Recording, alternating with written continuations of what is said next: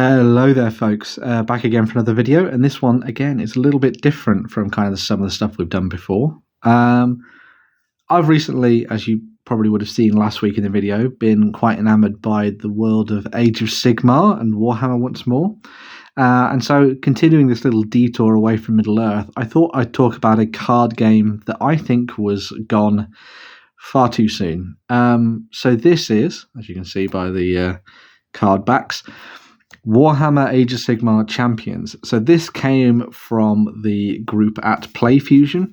They had previously done a game called Lightseekers, which utilized basically the same mechanics as this, although there was a bunch of additional stuff added in for Warhammer Champions, as you'll see as we go through this and stuff like that. But it was a lot of those core mechanics carried through, and it had some really interesting stuff in it that made for a very sort of innovative card game, I'd say. And the game had a physical release, as you can see here, and also a digital release. And unfortunately, it seems like it was one of those games where the digital release somewhat killed the physical card game, because you could take each of your cards and you could scan them into an app, and then you could play online. And so that meant that, in my view anyway, it meant a lot of people were stepping away from the physical card game and instead just playing it on the app. Unfortunately, the app is no longer available for you to play, which is a shame because it was a fun card game. But you can sometimes get your hands on the physical cards. I managed to get my hands on a few, which I'll talk about in a little bit, actually. But it's a really fun card game, and I just thought I'd walk you through how it works and stuff like that. So in the game, you choose 4 champions. So these champions are kind of like your heroes, as you would imagine by the name of the game and everything as well. And they basically sit at the top, and they will all have their own different abilities and stuff like that, and they'll all be linked to a particular Grand Alliance. So, for example, this setup that I've got here is an order deck. So I've got the Celestant Prime, as you saw. I've got a Liberator Prime there. I've got a Knight Heraldor, and then I have another Liberator Prime, and it was a shiny one. Ooh. And then, well, obviously there are other Grand Alliances. So here's my Chaos deck, for example, which was made of Valkyria the Bloody, the Exalted Deathbringer, the Chaos Champion, and the Chaos Champion. You can sense there was a particular theme with the way that I actually started playing my games. I use a lot of low-level stuff and then some big boys. But there were also some other stuff as well. So here's some of the other cards. So there's one for Death. So there's the Briar Queen. There's another champion for Order. There's one for Destruction, the Weird Knob Shaman. And some more stuff for Death there as well, because I picked up some of the Onslaught cards that came out towards the end of the life of the game, more or less. Actually, no, maybe it was kind of like the middle. I don't know, but yeah. Oops. Right, so you've got your 4 champions. They will kind of help dictate. You have like a points cost, as you'll see with this green symbol here. This dictates how many points they cost in terms of buying heroes to use. Some of them are also uniques, as you'll see by that unique symbol there. That means you only have one of them, so you can't have multiple Celestant Primes. You'll see that they're named, as you've got champion there, and then they'll have a sort of designation, as it were. So you have Warrior Wizard, which allows them to deploy units and spells. You have Warrior, which allows you to deploy warriors, as you would have guessed. And then you have one here. So here's a wizard. They can only deploy spells. Okay? Although, as you can see here, there's a particular special rule on both the Briar Queen and Acheron Stormsire, where they can actually deploy Stormcast and Spirit units, which is a change from most stuff. Although, as you can see here, this Weird Knob Shaman can only play spells because they are only a wizard. But other than that, you could have a range of different destruction characters. You could have a Weird Knob Shaman. You could then have an ogre. You could go down a whole different route with them, depending on what you wanted to do, really, which is kind of cool. That will become apparent and what important later on down the line. So once you've got your heroes, you then choose a selection of 4 blessings. So these blessings are triggered later on in the game, and they will have some big effect. And it's essentially like your champions going out and completing their quest. So you'll have 4 that you've chosen. So for example, here I've got one called Divine Blast. You've got one here called Healing Storm. You've got another one which is Blessed Weapons. And then the final one there is Stormforge. Okay. Now, the interesting thing is you might be like, so you've chosen 4 quests to complete. Obviously, you'll know which ones you're going to do. Well, that's the cool thing about this game, or one of the cool things anyway. The blessings that you've chosen, these quests that you're going to complete, are actually sort of shuffled up, and then they're placed face down beneath each of the champions. So you have an idea of the kind of quests that you're going to be completing and when they're going to happen, but you have to kind of work it out. And obviously, as you go through the game, and you're like, cool, so I've done Divine Blast, which means there's a Healing Storm somewhere and there's another one, etc., etc. So it's an interesting thing to sort of work out which blessings are happening. It also sort of levels the playing field. So if someone's taken lots of powerful blessings, they're not guaranteed to get them straight away, which I think is kind of nice. You also note that there is a health tracker around the top of the board. You start at 35 health, and the aim of the game is to get your opponent down to 0. Pretty standard stuff, right? So, how does the actual game mechanics and stuff work? Well, on your turn, you'll notice that you have a selection of icons in the top corner of your heroes. You'll also notice that there are icons in the top corner of different elements of your army. So you have units which have icons there in the corners. You have, let's try and find, there's a spell with an icon in the corner. And then you have these action cards, these ability cards, which can be played, right? Okay. At the start of a turn, your cards rotate, okay? And that's the cool thing about this game. So as you'll see, there's like a little rotate symbol there in the top of the card. So once this Disruptive Librarian has been out for a turn, he'll actually rotate to that, and then he'll do whatever it says on the card. So as you can see here, the Disruptive Liberator, when he rotates, he damages an opponent, and the highlighted champion cannot deploy units. So he'd do 1 damage to the enemy champion, which is you, to your opponent, sorry. And then he would do that ability at the bottom. So the highlighted champion, so it's whoever's across from the Celestant Prime, can't deploy units onto that spot. And at the start of every turn, that's going to rotate, and then rotate. And then once it goes to a corner where there's nothing there, it's taken out of play. Okay? So with the the Storm Strike Fulminators, so corners 1 and 2, reduce damage received from the highlighted enemy, so the one across from the Liberator Prime, by whatever. And then on the third corner, so once it flips around to that, it would do 4 damage to the opponent before riding out into the sunset. Okay? Now, that's how units rotate. They just rotate at the start of the turn once they've been deployed. The same goes for spells. So in this case, this is an instant spell. So Righteousness is cast and does damage to your opponents across that of 3. And then you reduce damage from the highlighted enemies. So everyone across that kind of barrier of 3 from the characters. So you'd want to deploy this in the center, really. And then once it's rotated, it's out. Although, of course, as we saw from, let's see if we can find that spell. Here we go. So here's a kind of pass. Imagine this was a spell and it was blue. It would do 3, 2, 2, 2. You'll also note that if a particular character has a something in their corner at the beginning, although I'm not entirely sure that I have anything that does that, which is kind of awkward. But say that this Disruptive Liberator had a value there in the top corner. As soon as that's deployed, that would do that ability, whether that be damage or prevention or whatever. But now you just heard me discuss the word deploy. Okay, so once you've gone through that first bit of your turn and you have rotated all of your cards and you've done all the actions on them as and when they come up, you go from left to right, which is kind of cool and interesting to see all the combinations that can come out of it. You will then go to the action phase. So during this next step of the game, you have two actions, essentially, and they can be to deploy a unit. So I could deploy the Disruptive Liberator there.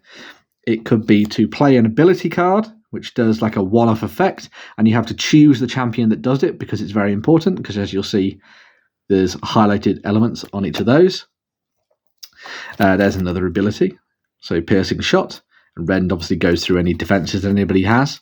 There's lots of special rules and everything that you throw into the game as well, which is interesting.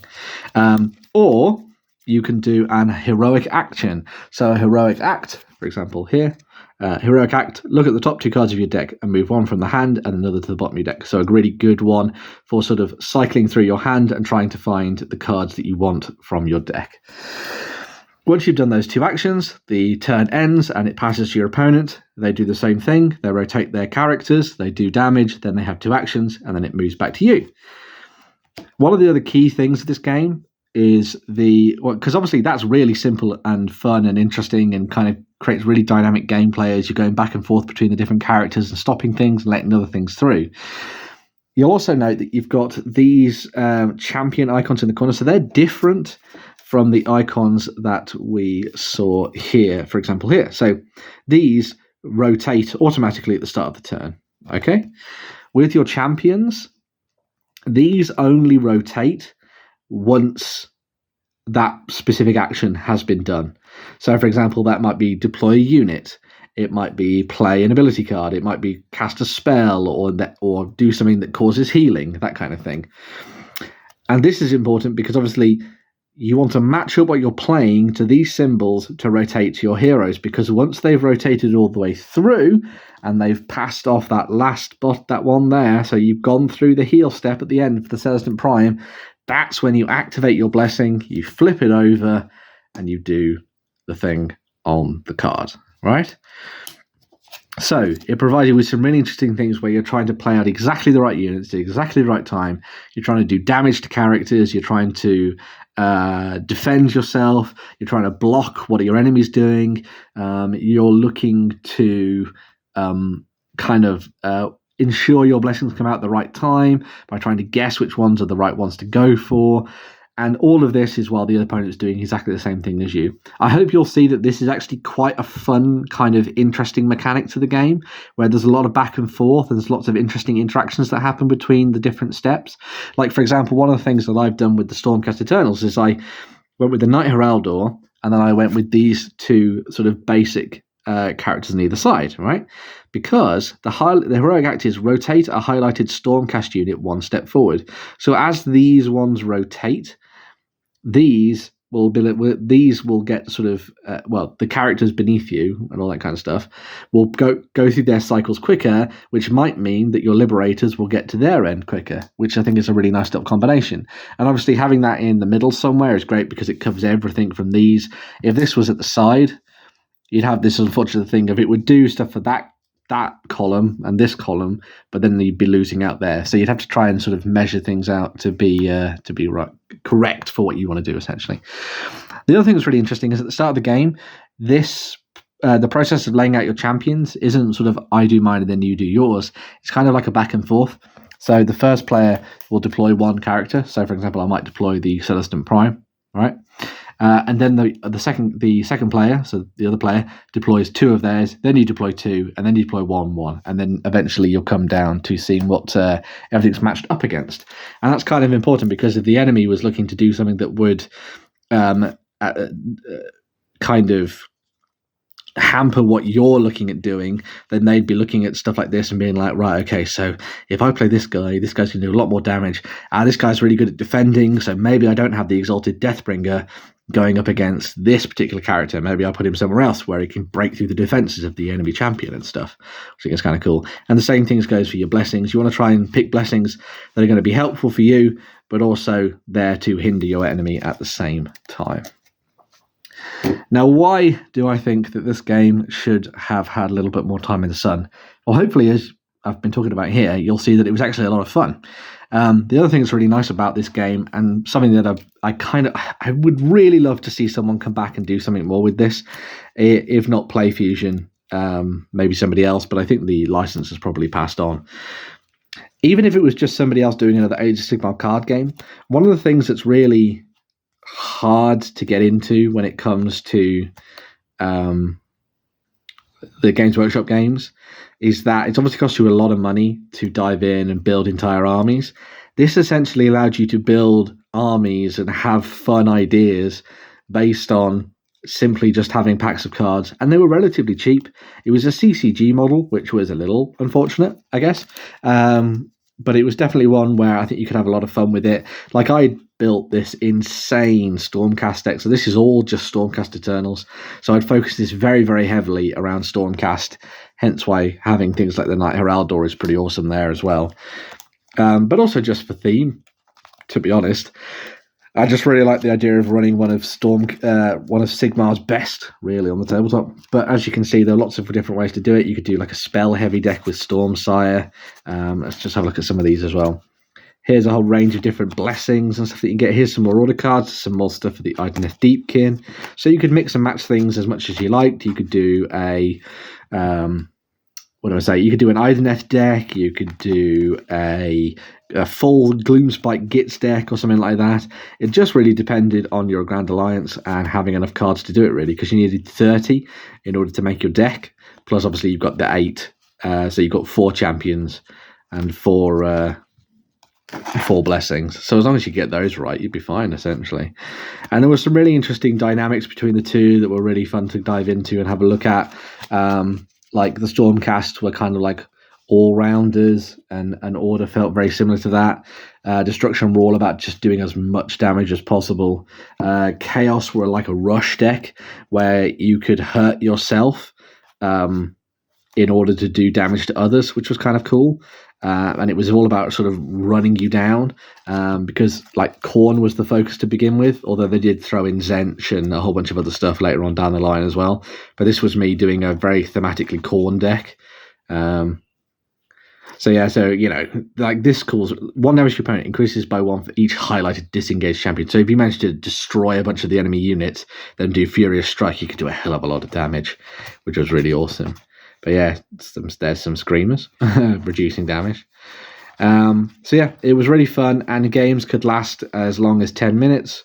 Well, as short as 10 minutes, or they could take 20 minutes, half an hour, depending on how things were going. And it seemed like a really fun game that would be good for tournaments and stuff like that. I had a really nice time playing the game with PlayFusion at their offices, which was kind of cool down in Cambridge back when the game was coming out. Oh, sorry. I have just caused quite the storm there. That's slightly unfortunate, but there we go. Hopefully that's not going to have made everyone turn off. Awkward. But yeah, I had a good time with Champions down in Cambridge when I played it with PlayFusion. And it just seems like it's a little bit of a shame that the game doesn't necessarily exist anymore, which is sad. But hopefully I've convinced you that a old card game is worth having a look at. Maybe if you pick up a couple of packs between you and a friend, get one of the starter decks, which I think you can still get online on Amazon or something.